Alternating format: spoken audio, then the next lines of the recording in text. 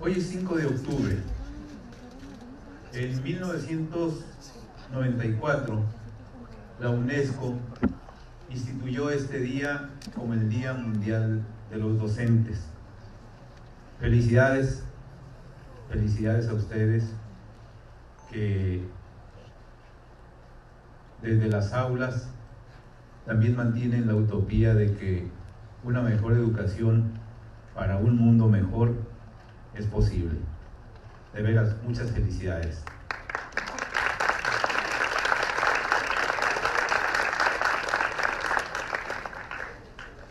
Y bueno, todo este primer encuentro ha sido de lujo. Hemos tenido maravillosos talleristas, conferencistas que nos han abierto escenarios muy interesantes, y esta jornada de cierre de este primer encuentro nacional de la Estrategia Nacional de Lectura en las escuelas normales, pues no puede ser menos. Y tenemos con nosotros a un escritor de los más importantes de nuestro tiempo en este país. Está con nosotros Elmer Mendoza. Bienvenido, Elmer.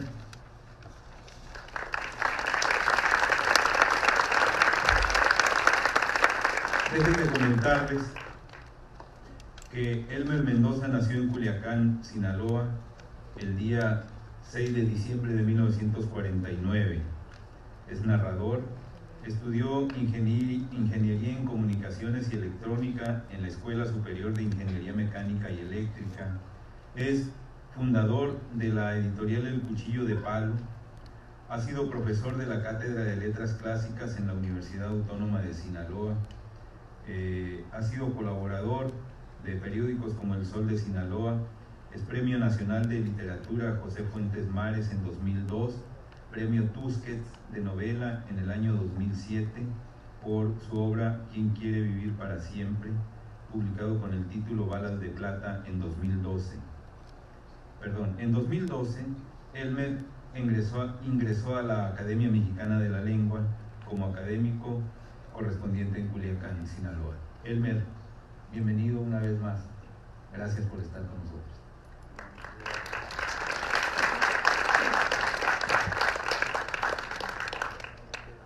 Bueno, muchas gracias. Buenos días. Muchas gracias a lo que han hecho posible que yo esté acá, incluyendo a un piloto de Volaris que salió y llegó a tiempo. Muchas gracias. Bueno, pues vamos a empezar con algo que les mueve el corazón.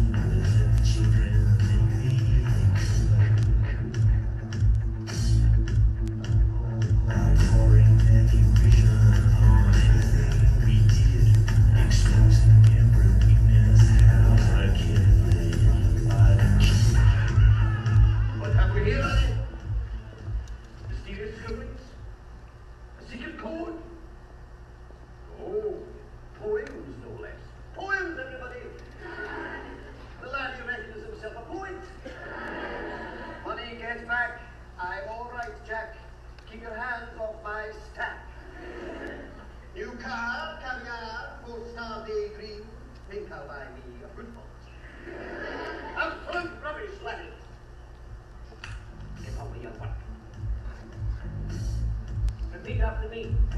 An acre is the area of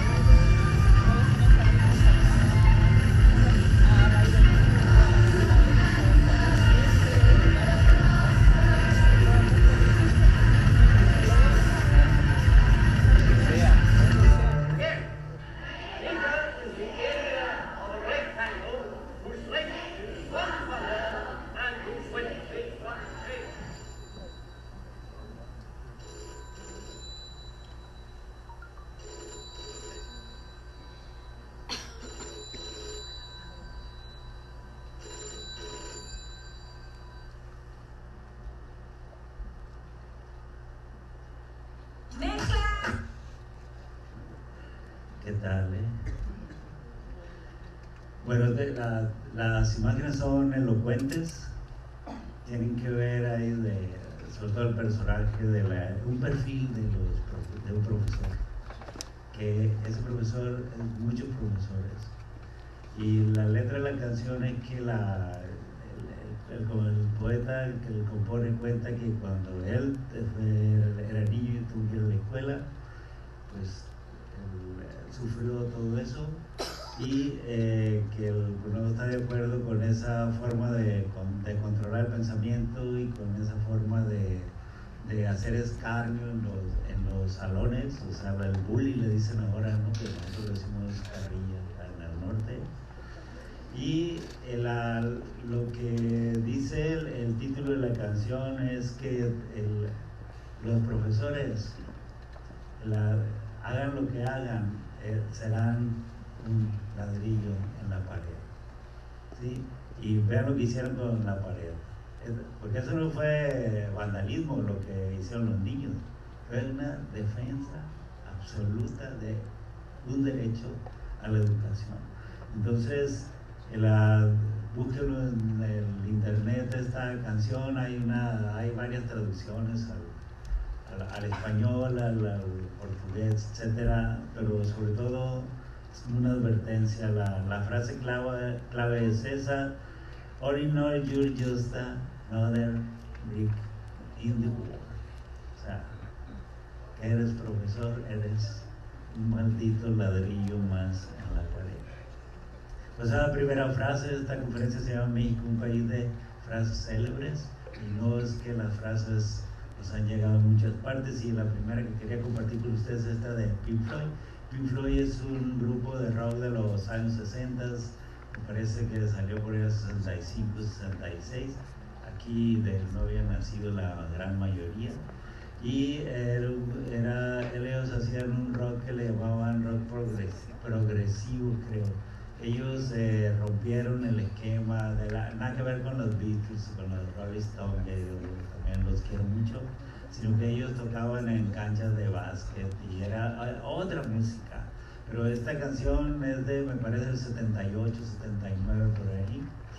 Y entonces es muy significativa, que es parte de una película que se llama The Wall, así que es con ellos, La Pared, y que también ustedes, y que van a ser maestros aplicados, y que es bueno estar atentos a las advertencias que hay para una carrera como la de ustedes, pues no es malo que la vean.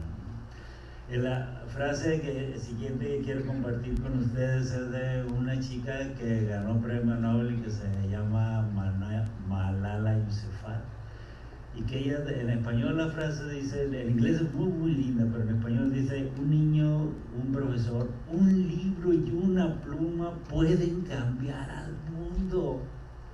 Sí, un niño, un profesor, un libro y una pluma pueden cambiar al mundo.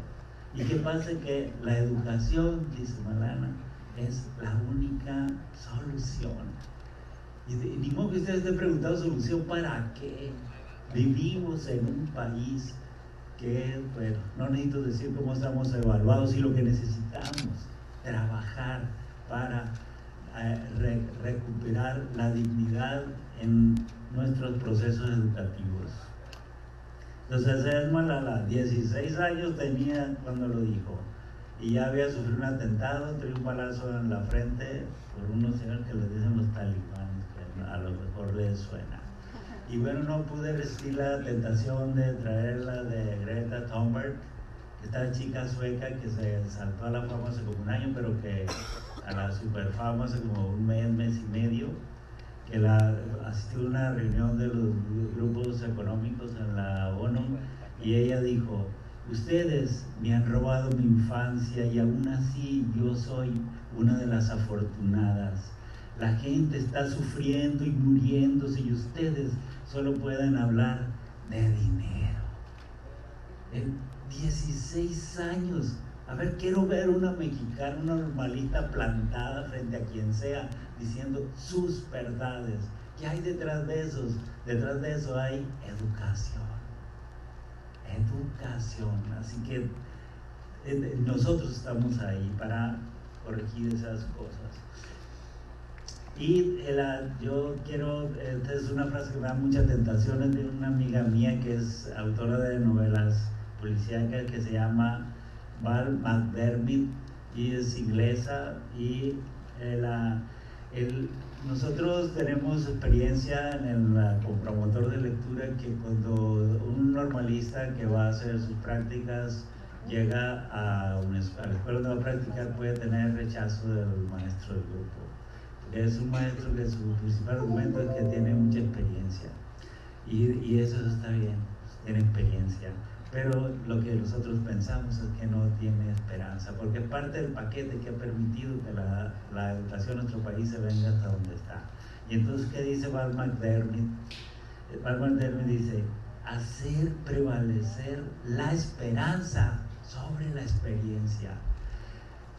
El capital más fuerte que deben tener nuestros normalistas cuando egresan es eso, es mucha fuerza, mucha esperanza en que tienen que hacer un trabajo importante, en que tenemos sobre nuestros hombros algo que tal vez no quisiéramos, pero que lo tenemos ahí y que tenemos que estar dispuestos a avanzar con eso encima y lograr que nuestros niños y nuestros jóvenes en generaciones posteriores pues nada menos sean diferentes, que prevalezca la esperanza sobre la experiencia. Y cuando tengan experiencia, por favor, sigan teniendo esperanza. La esperanza no hay que perderla nunca. Dicen que es lo último que se pierde, pero se pierde cuando uno ya se va a otra dimensión. Entonces, son frases fuertes, las tres, pero yo creo que ustedes tienen que encontrar otras y concebir otras, porque las frases en el fondo son ideas, y muchas son ideas revolucionarias, pero nosotros tenemos que tomarlas como escalones, es decir, escalones que nos conduzcan a conseguir nuestro objetivo principal, que es que ser muy efectivos en la educación de los niños y de los jóvenes. Es decir, tienen que buscar. Cuando yo era joven yo leía mucho una revista que se llama Selecciones, y Selecciones tenía una sección que se llamaba Citas Citables, y yo ahí encontré infinidad de citas que normaron de alguna manera la fuerza que yo adquirí para hacer lo que tenía que hacer en la vida, para ser importante para mi época, para mi grupo social y también para escapar de la pandilla del alcohol pop. Hay dos frases que no quiero dejar compartir esta mañana, y que una es súper sencilla y que probablemente sea de Confucio, porque no me acuerdo. Confucio es este pensador de hace como 100 siglos de chino, ¿no? Bueno, no tanto, pero que dice: estudia y triunfarás. Y yo vieran cómo creía cuando estaba en la primaria, en la secundaria, en la prepa: estudia y triunfarás. Claro, tengo que ir a la universidad y tengo que ir, porque si estudio triunfo, y nunca pensé que era triunfar, o sea, era lo de menos, pero estudiar para triunfar. Después, cuando me gradué, dudé cuando encontraba compañeros que no tenían empleo, y que bueno, ahorita pues es fatal, ya saben, hay miles de egresados y miles que no encuentran dónde emplearse. Entonces dudé de esa frase de estudia y triunfarás, y más o menos relacioné triunfar pues con tener una vida adecuada, un empleo. El modelo cuando yo era joven era que uno salía del trabajo en la tarde, conducía un Volkswagen azul, llegaba a una casa con cochero, un jardincito, había una señora con un mandil esperando y tenía como 3 empleos ahí. Sí, era rico. Y había un Porsche, y había, no, un Porsche es un carro, un Porsche. Un Porsche, ya saben que acá los usamos por el tema del calor. Y había un Porsche ahí, 2 mecedoras, y entonces uno se sentaba, le llegaba la cena, y la chica decía: oye, pues ¿qué tal la telenovela? Entonces iba a ver la telenovela. Y eso yo dejé de creer, pero saben que últimamente ya sí creo. Creo que realmente que la gente que estudia triunfa y tiene todas las posibilidades. Y si escucharon, mi fecha de nacimiento va a cumplir pronto 70 años, y quizás eso tenga que ver con la edad, de que yo toda mi vida he tratado de aprender cosas, y creo que de alguna manera se puede reflejar en que puedo ser invitado a hacer una conferencia para profesores futuros y que ya están en actividad en Mazatlán un sábado, del que tendré el recuerdo tiempo después, ¿no? Entonces yo creo en eso, y la invitación es eso, a que consideren esa frase y crean en ella. Pero digamos, profesores, profesoras, si esta frase es como una invitación a un convencimiento de que eso se puede, de que se puede lograr. Y yo pienso que una parte importante para que ustedes puedan considerar que triunfan es lograr que sus alumnos, ¿sí?, que sus alumnos crean en la escuela, porque ahora tenemos ese problema, los chicos no creen en la escuela, y al menos mis sobrinos jugamos mucho con eso, que no creen en la escuela. ¿qué es lo mejor de la escuela, chicos? Yo les digo, las vacaciones, pues claro, imagínense.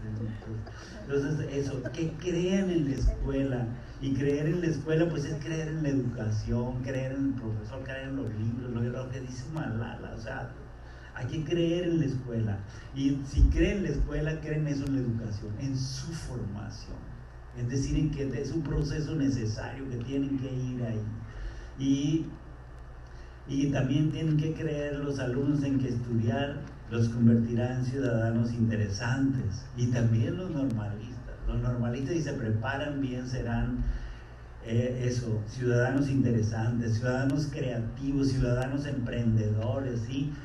Respetuosos de las leyes, y que claro, queremos un pueblo sin miedo. Hemos tenido épocas terribles en que el miedo, la angustia, como quiera que sea, inhibe. Hay muchos espíritus que los inhiben. Entonces, y los profesores están ahí. Yo conozco profesores que trabajan en la Sierra de Sinaloa y que no saben, está tremendo.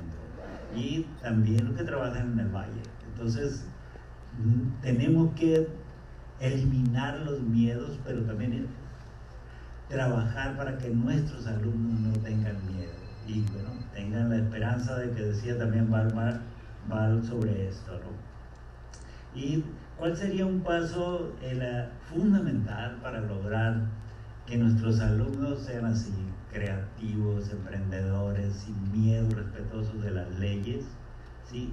Pues yo aquí quiero compartir la otra frase que tenía yo cuando era joven, y que es una frase, esa sí no sé de dónde la saqué, pero debe haber sido de las selecciones del Reader's Digest seguramente, y dice: estudiar sin pensar es tan inútil como pensar sin estudiar.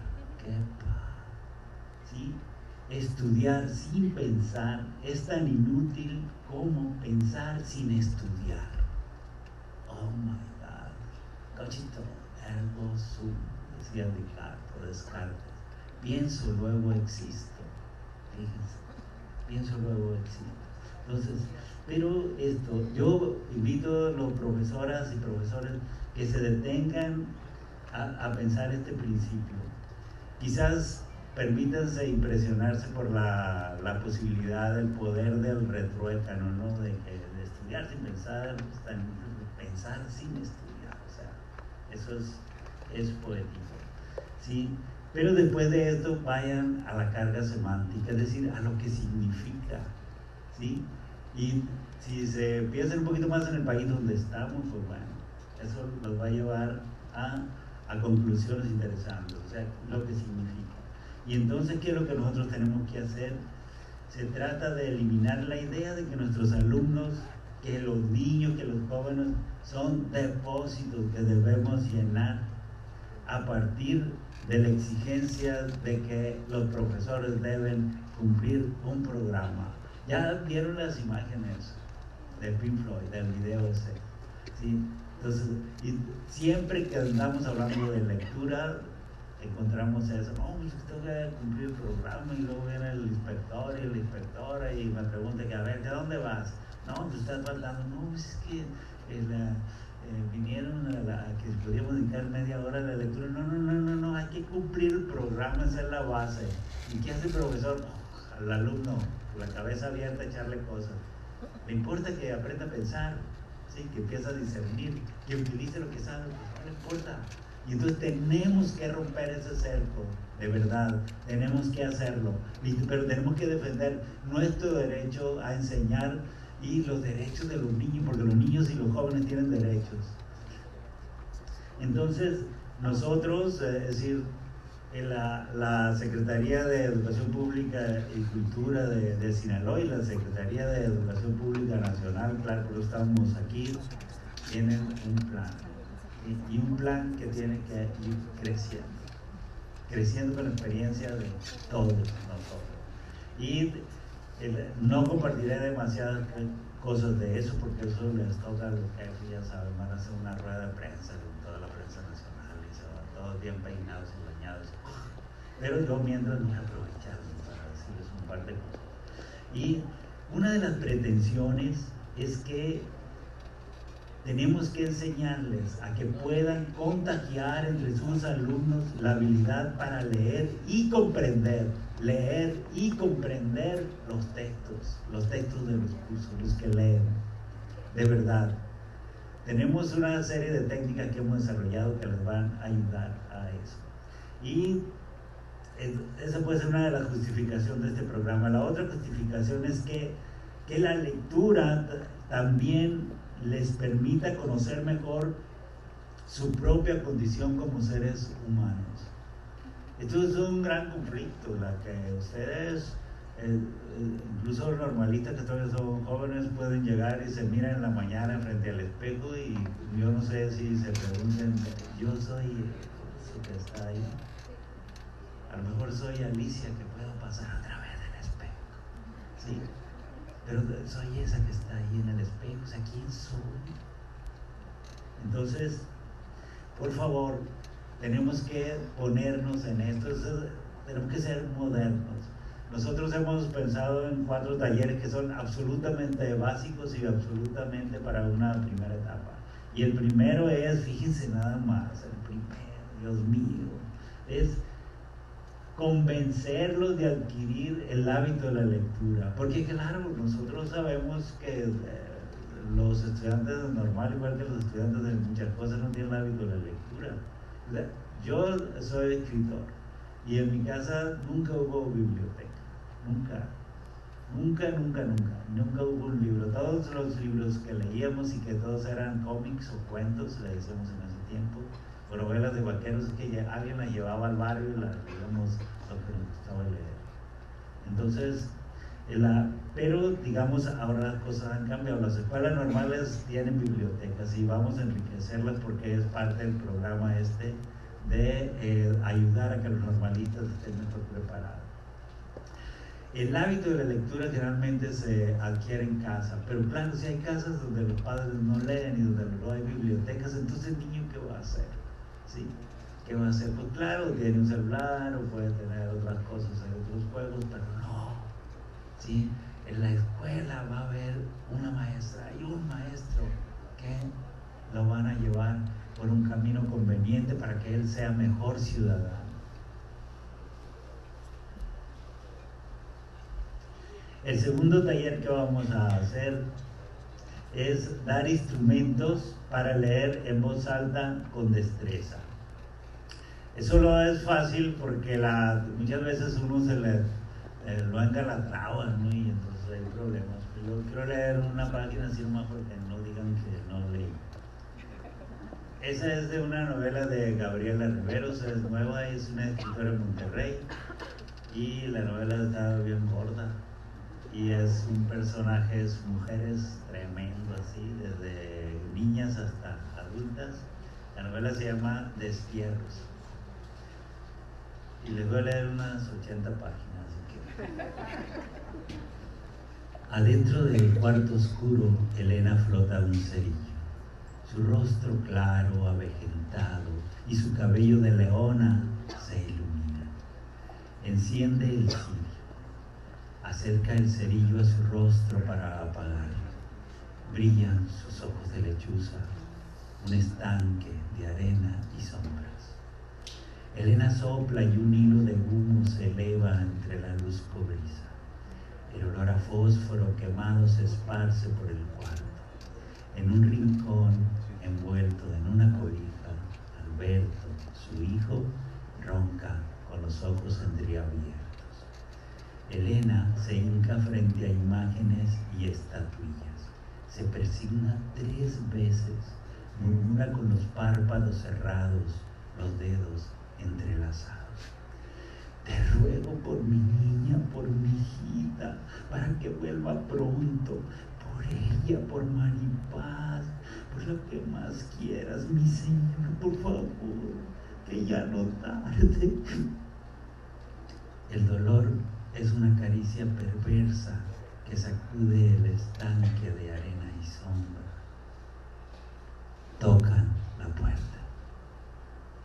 Elena frunce el sueño y vuelve la cabeza. Cae la noche sobre el desierto. La luna generosa y blanda palpita sobre la llanura. El cielo azul intenso resplandece atrás del lomerío lejano. Una estrella relumbra en el horizonte. La brisa de polvo y grillos merodea por los cuartos de adobe. Se interna en el corral con chivas y gallinas. Se filtra chillando por los huecos entre ventanas, muros y techos de lámina. En medio de la oscuridad del cascabelear lejano de víboras que no se ven, una mujer arrastra los pasos sobre la arena. Ha caminado toda la tarde con la niña atada a la espalda con el rebozo. Una punzada en la cintura, un calambre en la espalda le impiden ya levantar los pies del suelo. La lengua sedienta pegada al paladar. Fija la mirada en el cuarto de adobe que despide una lucecilla. Un paso y otro paso. Una punzada y el aliento que falta. La niña siempre silenciosa. Y en cada paso su cuerpo golpeando la espalda dolorida. La tensión en el rebozo polvoriento. Y esa ventana relumbrosa. Ráfagas heladas. Cansancio que ciega. Toca la puerta. Aplauda y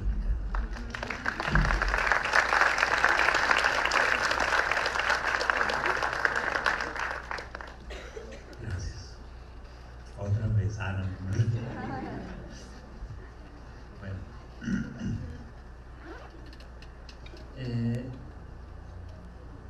Entonces, eso es como el segundo taller. Esto que yo he hecho se practica, se prepara. ¿Por qué se hace? ¿Por qué uno lo prepara? ¿Por qué uno lo practica? ¿Por qué uno lo puede hacer en la habitación antes de llegar a la escuela? ¿Por qué uno quiere que los niños se enganchen, que los niños quieran? La manera de darse la forma de darse cuenta de que si los niños les está gustando lo que están haciendo es que ustedes tienen que mirarlo a los ojos y los niños como que los quieren acribillar a miradas así, que los tienen prendidos así, ¿no? Eso es muy hermoso, de verdad, tener un grupo de niños que lo están a uno mirando así, mientras uno se está leyendo. Entonces, el segundo taller que iremos a hacer tiene que ver con un aprendizaje de técnicas para poder leer con efectividad en el grupo. El tercer taller que vamos a hacer es que compartiremos nuestros conocimientos para acercarlos a la literatura infantil y juvenil. Por ejemplo, son literaturas muy jóvenes. ¿Sabían ustedes que los griegos no tenían literatura infantil? Los romanos no tuvieron literatura infantil.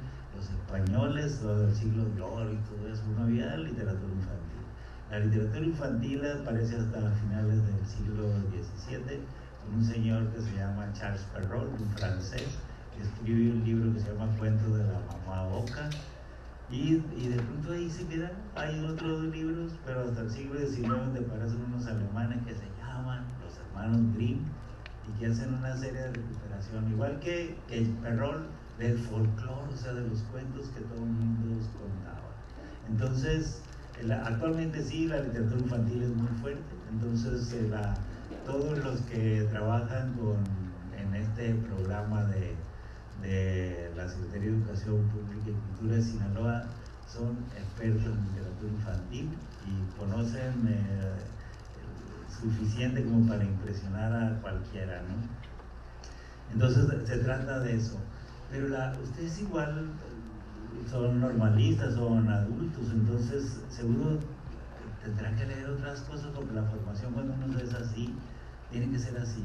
Yo quiero leerles un texto que traigo aquí y que lo envió un editor que se llama Andrés Ramírez, que es del grupo Penguin Random House, el público, y que creo que les va a gustar, y dice así: en general, escribió Kafka, Franz Kafka, que es checo, que fue un escritor muy famoso que tiene una novela que se llama La Metamorfosis, donde un hombre se convierte en cucaracha. Entonces, que siempre fue muy pobre toda su vida. Si ustedes cuando vayan a Praga van a cruzar el río Moldavia y van a ir al Museo de Kafka. Se recorre en 2 minutos porque no tienen nada. Él no tenía nada, era muy pobre. Pero vayan al castillo, él escribió una novela que se llama El Castillo está arriba, ese sí es increíblemente hermoso. En general, escribió Kafka en 1904 a su amigo Oscar Polak: creo que solo debemos leer libros que nos muerden y nos arañen. Si el libro que estamos leyendo no nos obliga a despertarnos como un mazazo en el cráneo, ¿para qué molestarnos en leerlo? ¿Para que nos hagan felices, como dices tú? Cielo santo, seríamos igualmente felices si no tuviéramos ningún libro. Los libros que nos hacen felices podríamos escribirlos nosotros mismos si no nos quedara otro remedio. Lo que necesitamos son libros que nos golpeen como una desgracia dolorosa, como la muerte de alguien a quien queríamos más que a nosotros mismos. Libros que nos hagan sentirnos desterrados a las junglas más remotas, lejos de toda presencia humana, algo semejante al suicidio. Un libro debe ser el hacha que quiebre el mar helado dentro de nosotros. Eso es lo que cree Franz Kafka. Fíjese, 1904, hace 115 años. Entonces, es un tablero de advertencia esta conferencia. Yo creo que ya mejor me voy a ir.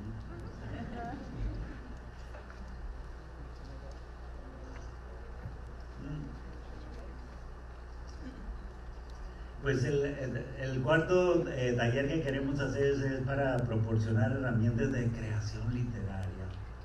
Solo es nada fácil convertirse en escritor. Ser un escritor es como ser un médico. El proceso es muy largo, es muy meticuloso, es increíblemente desesperanzador en épocas, ¿no?, que uno publica un libro y ni la novia lo quiere leer. Entonces, es terrible.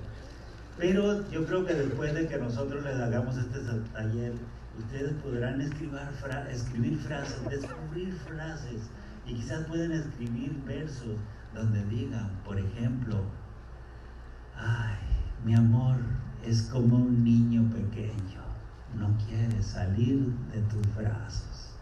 ¿Qué tal? Pueden anotarlo. Es Pablo Neruda.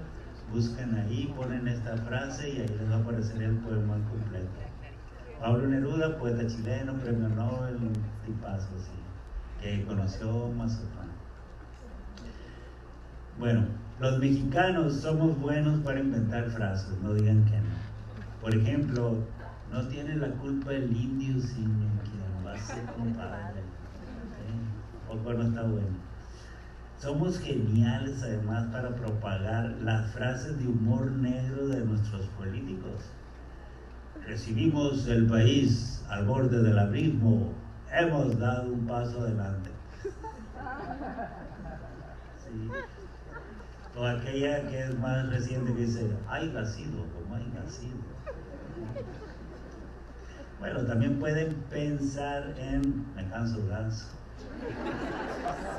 O la otra que es más reciente, fuchila guacala. Pero fíjese una cosa, dije pensar dije. ¿Por qué lo dije? Porque aseguran los neurólogos que el humor negro requiere atención especial y que estimula la inteligencia. Es decir, no cualquiera entiende una frase a veces de humor negro, y entonces tenemos que hacer la prueba. Los profesores tenemos que hacer la prueba porque a veces los niños nos ganan, ¿no? Entonces, o los niños pueden llegarnos con un chiste. Yo hace muchísimos años una amiga mía que es millonaria quiso hacer una escuela en Culiacán, y le dije, ¿de qué quieres hacer una escuela tú? Y me dijo, porque yo quiero educar a un niño que gane un premio Nobel. Yo quiero educar a un niño que gane un premio Nobel. Ok. Y tú que eres tan loco, quiero que me digas ¿cómo hacemos? Ahí va. Y fuimos, y yo decía, pues cuando pero se le hacía un proyecto increíble.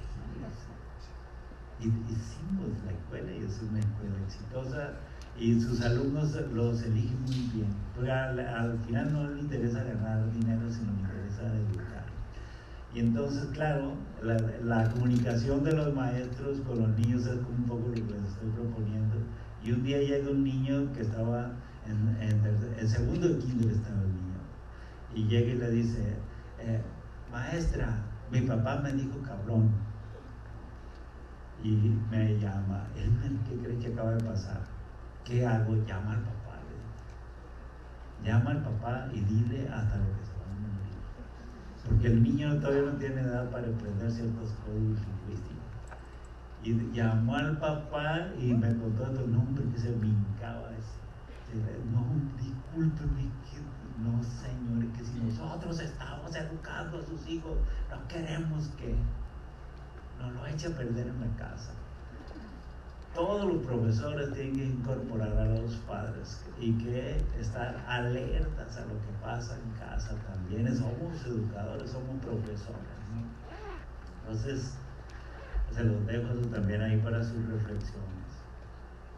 Fíjense, la frase que la Secretaría de Educación Pública y Cultura de Sinaloa ha nombrado al programa que vamos a hacer para las escuelas normales, como se dice en el mundo de los escritores, es un hallazgo, la verdad. ¿No? Leer para comprender. Leer para comprender. Imagínense lo que vamos a hacer. No dije lo que queremos hacer, dije lo que vamos a hacer. Porque nosotros es lo que hacemos las cosas. Es decir, no podemos saber si fallamos o acertamos si no las hacemos. Y no nos da miedo, entonces lo vamos a hacer. Y porque, claro, el enorme problema de nuestros estudiantes y nuestros egresados es, de todos los niveles, los que están estudiando, es que leen y comprenden poco o no comprenden nada. Ya somos un país donde abundan los analfabetos funcionales, pero eso podría ser otra conferencia que podría dar el Mendoza también. Así que, queridas y queridos normalistas y profesores que están aquí, funcionarios, futuros profesores, tenemos que comprometernos de verdad, comprometerse de verdad, así de palabra y de obra. Ningún profesor debe ser un ladrillo en la pared. No lo sean, no sean así. No lo sean. Queremos profesores con aspiraciones de profesores. De verdad, profesores con aspiraciones de profesores. ¿Por qué digo esto? Porque hemos descubierto que hay normalistas que fueron a estudiar ahí porque era la escuela que les quedaba más cerca de la casa, ¿no? Les da flojera tomar el camión. Entonces, profesores que sean profesores. Es inevitable que algunos profesores que van a ser profesores van a ser líderes del sindicato y los van a obstruir el trabajo y todo eso. No importa, porque no sean muchos, sean profesores así. Y que todos los días vivan como realmente como si fuera el mejor, o sea, como profesoras así, pero como fuera el mejor día de su vida. Y claro que todas sus capacidades sean para aplicarlas a su trabajo y que sean capaces de transmitirlo a sus alumnos y a sus alumnas. Es decir, cuando el profesor llega de malas o llega que seguro, el alumno lo detecta de inmediato, porque yo fui alumno de un montón de veces y eso se sentía. Y eso no debe pasar, de verdad no debe pasar. Y bueno, y que al final del turno todos los niños vayan a sus casas pues satisfechos, carajo, conscientes de que la pasaron súper bien ese día, en ese turno en la clase, y que deseen volver al día siguiente, y que no estén pensando que lo mejor de la escuela son las vacaciones.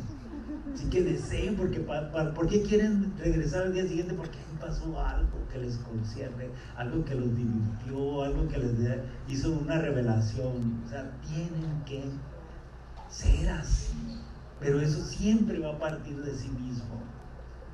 ¿Sí? Yo recuerdo mis profesores, y yo tuve profesores así, y tuve profesores en primaria que no eran así. Un profesor que como jugábamos béisbol, pues sabíamos que nos iba a tirar el borrador, y siempre uno tenía que estar alerta para cacharlo, ¿no? Entonces de pronto un niño decía,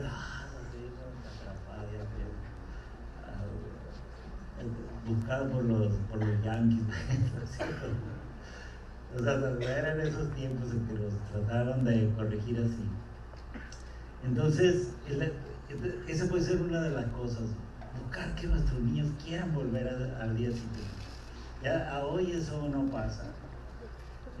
Los niños y las niñas se sienten liberados cuando salen de clase, ¿no? Y deploran tener que volver al libro.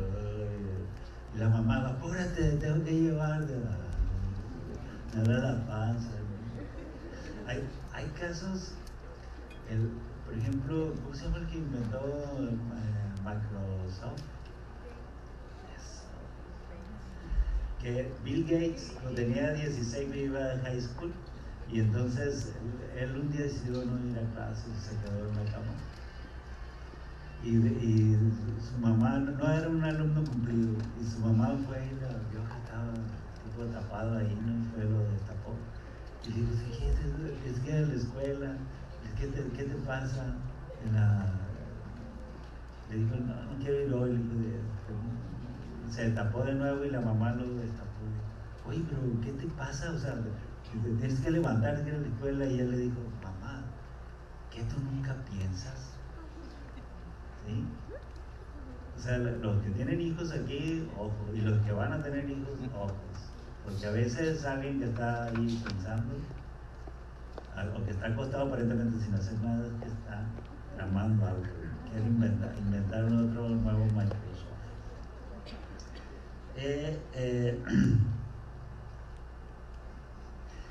Entonces, pues vamos a prepararnos para compartir con nuestros alumnos pues lo mejor de nosotros mismos, y que siempre tengan ganas de aprender más. Y profesoras y profesores tienen que aspirar a la grandeza, fíjense bien, tienen que aspirar a la grandeza, y que nuestros niños y jóvenes, nuestro estado, nuestro país nos necesitan de verdad. Necesitamos profesoras así súper plantadas. Y yo les voy a dar ahora 3 claves para conseguirlo. Yo siempre he usado muy pocas claves para el trabajo que yo he hecho, y al menos me ha dado resultados. Puede ser que ustedes al menos reflexionen y a algunas les gusta. Y la primera que quiero compartir es que hagan un proyecto de ustedes mismos. Proyéctense. ¿Dónde quieren estar cuando tengan, 30 años o 40 años? 50 no, porque van a estar jubilados, ¿sí? Pero esos 30, 20, ¿dónde quieren estar? ¿Sí? ¿Qué se imaginan que van a decir sus alumnos de ustedes? Que si yo todavía digo cosas de mi profesor de primero de primaria. ¿Y por qué las digo? Porque claro, el tipo me impactó. ¿Sí? No solo me enseñó a leer, me abrió mundos, sino que me dio una confianza en el niño que yo era. ¿Sí?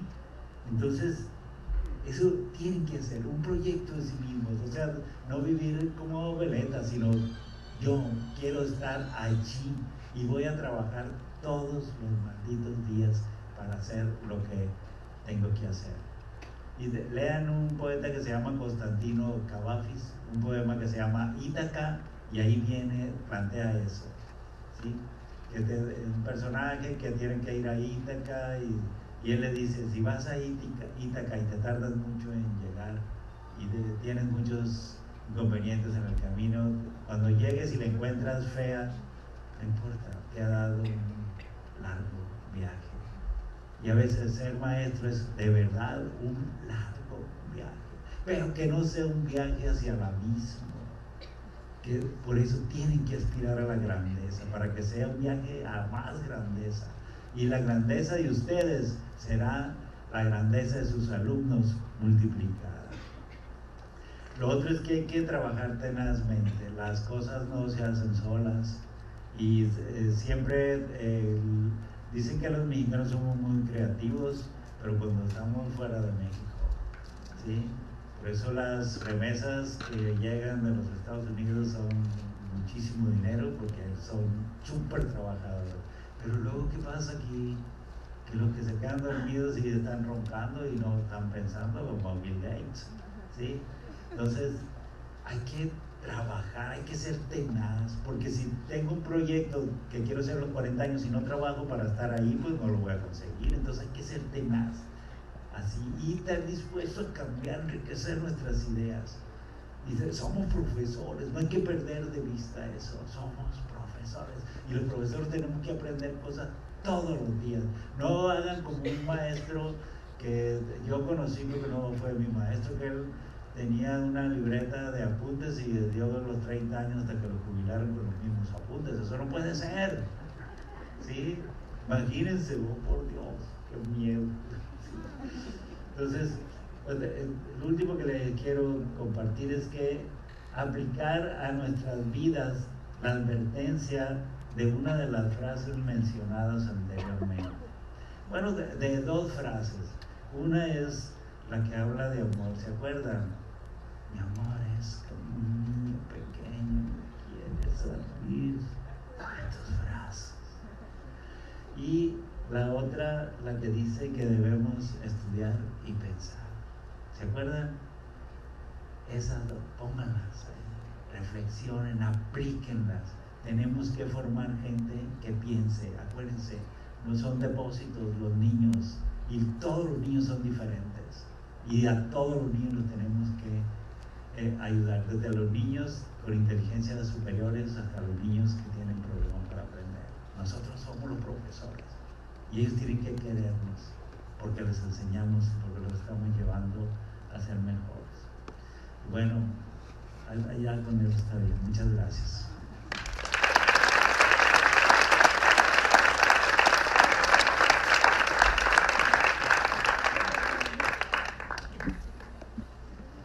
Muchas gracias, maestro Elmer Mendoza.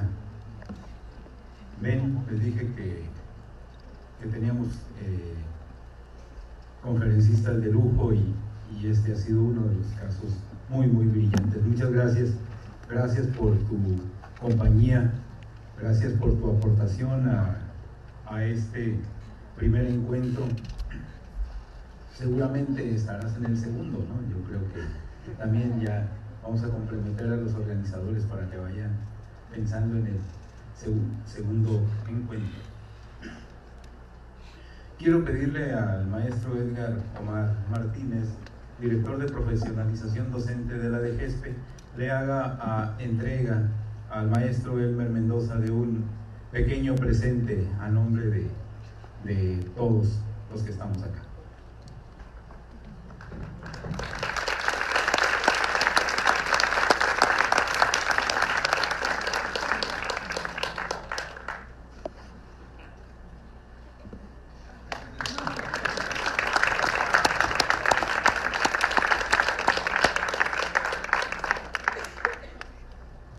Nos damos una pausa de unos minutos para dar paso a nuestra siguiente conferencia. Muchas gracias.